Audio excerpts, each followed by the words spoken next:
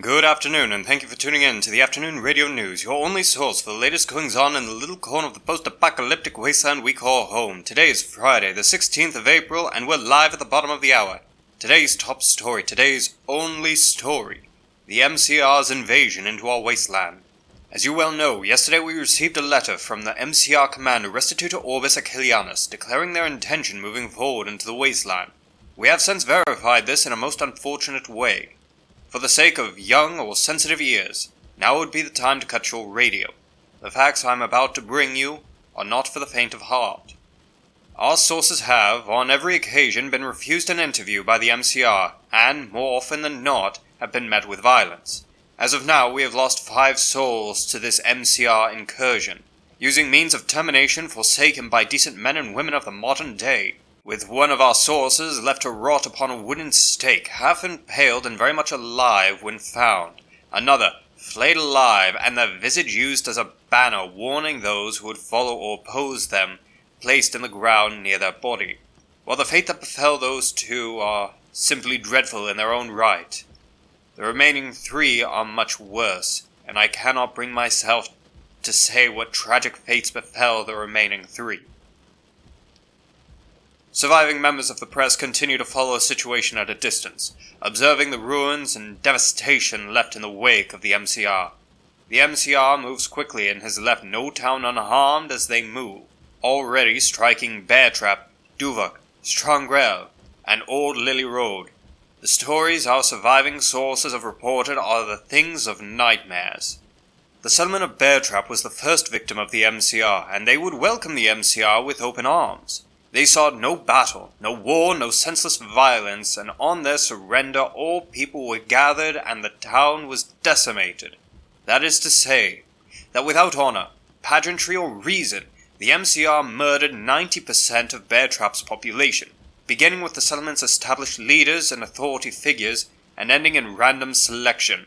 No one was exempt. Men, women, children, and small babies were treated in kind to a senseless death until a population of 90 was brought to a population of 9. Those 9 were allowed to remain unharmed and declared citizens of the nuclear Roman Republic. Each one was branded by a hot iron on the left forearm with the image of an irradiated silverfish or shark as they are colloquially known. The Bear Trap survivors declined an interview stating that they needed to tend to their dead. News of this atrocity reached the town of Duvok ahead of the MCR. The settlement of 43 armed themselves and prepared to defend their homes and lives. When the MCR was sighted, the citizens of Duvok gave no warning, firing their arms with deadly precision. The tight formation of the MCR's march shifted into bands of 10 in a frighteningly elegant display of coordination and discipline. The MCR, with their numbers, held the impromptu militia with not but 3 of their squadrons, while the remaining members did circle the town. From all sides fire was set to the town, and as it burned a sickly orange flame, the shots turned to screams, and fleeing citizens were killed without mercy or hesitation.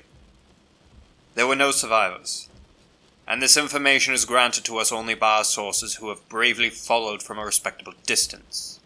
Meanwhile, in Strangrel, these residents, in their fear and having heard the news, did run, hide, and sought protection in this. It's unknown how they fared. The settlement was razed to the ground. 16 corpses were located, none belonging to the MCR. The remaining population is considered missing. Finally, at Old Lily Road, the residents, having heard tale of a number of other settlements, decided to evacuate ahead of the MCR. The town, left abandoned, was met by the MCR and, just as Strangrel, was razed to the ground. The residents of Old Lily Road are en route to a neighboring town. Their intent, I'm afraid, I cannot reveal on the air, for it would be poor form to reveal information of this kind while the MCR may listen in, just as it would be to report the MCR's movement while you, my faithful listeners, may listen in. With that, let's discuss the MCR's projected movements. It's been reported to us that early on into this incursion, the invading forces of the MCR split into a few groups. These war bands number in the hundreds each. It has been observed that one marches north towards the AMM training facility. The intent is not presently confirmed, but my personal speculation is that this force is meant to occupy the AMM's attention to prevent an immediate reaction by those meant to protect us. This speculation is supported by another band from the MCR marching through the soft soil bog, taking a direct path to the NSD office on the opposing side. If that is their destination, they may well be able to overtake the NSD office and remove the command structure in place. This, as much of the NSD are presently stationed beyond their offices and training facilities. I will repeat that this is mere speculation as to their destination and intentions. These ideas have not been confirmed. What we know for certain is that the AMM training facility and NSD offices are both in the direct path of two separate MCR warbands. Meanwhile, in Oakland, WM is attempting to mobilize to defend the wasteland, but have been slowed dramatically by the onset of the winter and flood pollen. Lacking in adequate protective equipment that is suitable for the dramatic drop in temperature and the plague which is now upon us, WM can do little more than prepare defense for their own settlement. In a statement to P.A.N.R, elected leader of Wasteland Mercy, Patrick Oliver had this to say, and I quote, "We go to war with the AMM. Black ice is now above us, a virus, and now this wannabe Rome comes at us. Wasteland Mercy doesn't want to let that happen, but we can't protect folks right now. We don't have the resources to do that with the cold and the virus. So instead we're opening Mole Hill up again.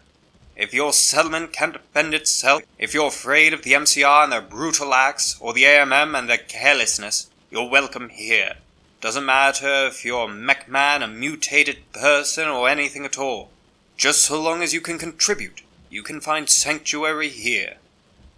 For simplicity, the democratically elected leader of WM has just invited any who would seek their protection to Oakland. While getting there may be difficult, Oakland may very well be one of the safest places in our wasteland. Moving on, Green Court has sealed its massive gates. Communication from the settlement has been cut, and those outside the walls are left stranded, unable to enter the pseudo-capital of our wasteland. It is likely, though not confirmed, that this is done in preparation for the MCR. I fear, however, that this act will ultimately end in a siege. I admit I am not a military mind. I never claimed to be one. However, there surely must be a more sensible course of action than this for the settlement. I admit I'm not clever enough to know it, but I should implore those of Green Court's leadership to consider all possible options. Gearing up for a siege will ultimately end in the starvation of those poor souls living within your walls.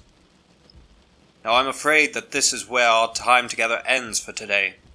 Our broadcast is being cut short as the MCR is approaching the studio. We here at the studio must discuss the best course of action with haste.